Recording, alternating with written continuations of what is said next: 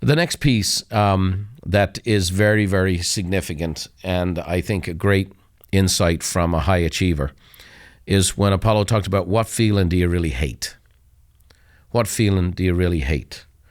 You know, one of the great dynamics in life is when you take ownership of your life. First, you're no longer a victim, and ownership's a powerful word when you lean into it. And it's like, what feeling do I hate? And it's like, I don't want that anymore.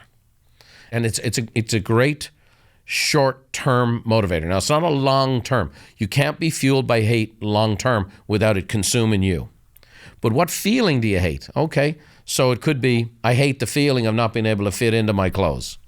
I hate the feeling of, for me, I remember when I was broke, following my motorcycle accident, and the feeling when a bill collector called me and I had no way to pay the bill.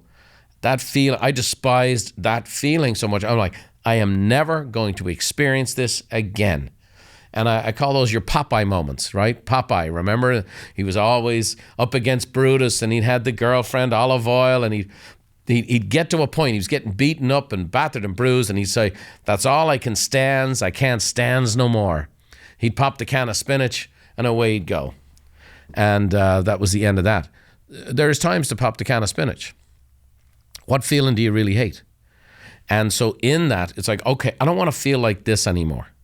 And it could be in a relationship, and maybe it's, we're going to go work through this. I might go see a counselor, or we might go to counseling together, because I hate this feeling when we're talking, we can't go anywhere.